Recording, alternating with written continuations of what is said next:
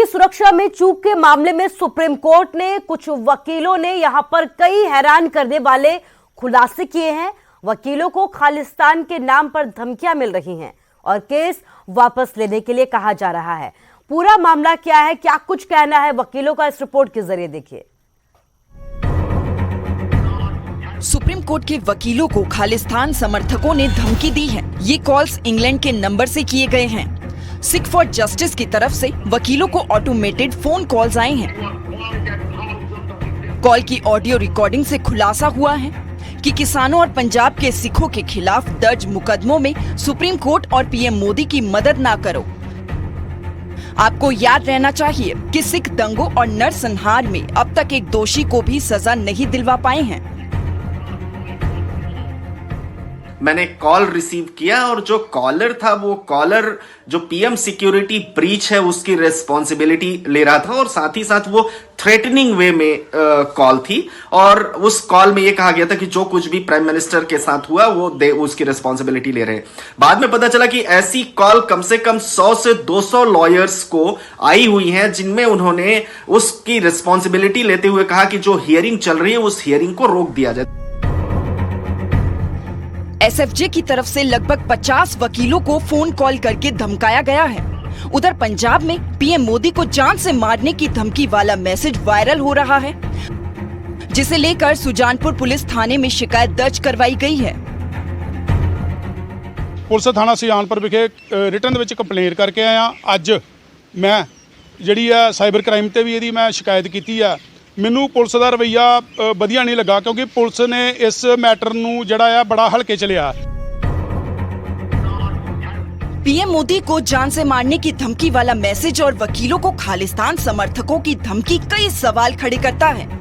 पाकिस्तानी खुफिया agency ISI से संबंध रखने वाले संगठन एसएफजे का मुखिया गुरपतवंत सिंह पन्नू है, जो भारत में अशांति फैलाने के लिए बार बार भड़काऊ और फेक न्यूज वाले वीडियो जारी करता रहता है। पन्नू के क्लिप भारत में अब तक कई लोगों को भेजे भी जा चुके हैं।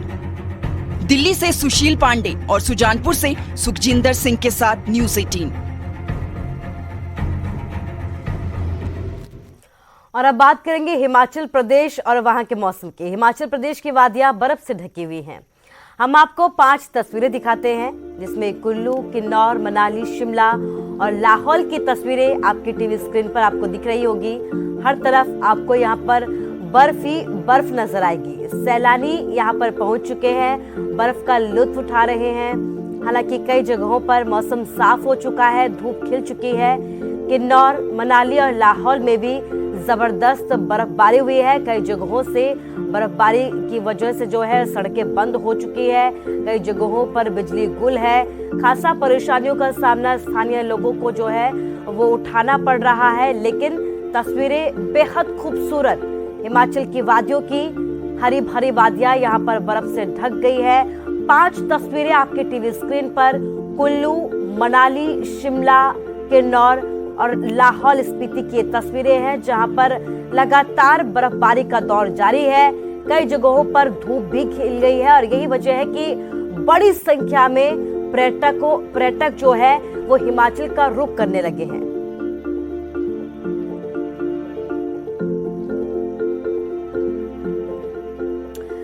तो पहाड़ों की रानी शिमला में भी जबरदस्त तरीके से बर्फबारी हुई, जिसके बाद कई जगहों पर सड़कें बंद कर दी गई।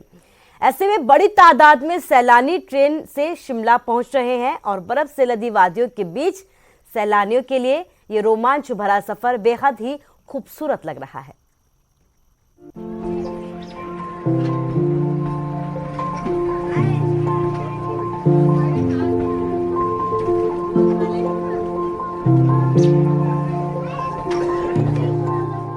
शिमला में बर्फबारी के बीच जब ट्रेन दौड़ी तो नजारा कुछ ऐसा था। इसे आप कुदरत का करिश्मा कहें या फिर सौगात। बर्फबारी के बीच शिमला कालका रेलवे लाइन पर रेलगाड़ी छुक छुक कर दौड़ रही है और सैलानियों के लिए भी ये नजारा किसी सपने के सच होने जैसा है। सैलानी किस तरह से यहाँ पर लुत्फ ले रहे हैं इस सफर का, और यहाँ पर कुछ लोग भी हमें नजर आ रहे हैं। सर क्या नाम है आपका? सर तनवीर।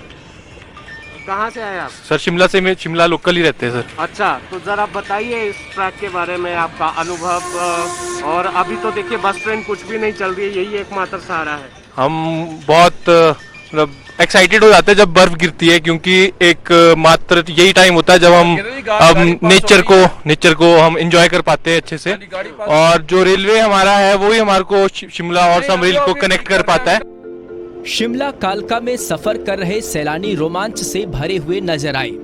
रास्ते में जब ट्रेन रुकी तो कोई बर्फ से अटखेलियां कर रहा था, तो कोई इसे कैमरे में कैद कर लेना चाहता था। पेड़ों पर मानो चांदी चमक रही हो और इनके बीच से होकर गुजरना बेहद खास था। शिमला में बर्फबारी के बीच जगह जगह गाड़ियां फंसी हुई है। ऐसे में बड़ी तादाद में सैलानी ट्रेन से शिमला पहुंच रहे हैं और ये सफर बेहद रोमांच भरा है।